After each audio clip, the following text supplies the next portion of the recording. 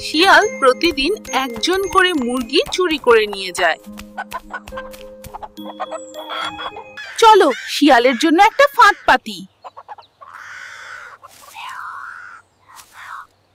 সবাই মিলে তৈরি করলো এক বুদ্ধির ফাঁদ।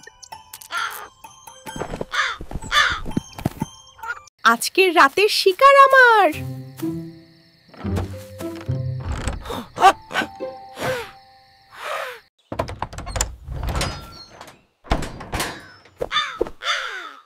ধরা পড়েছিস শিয়াল ভাই।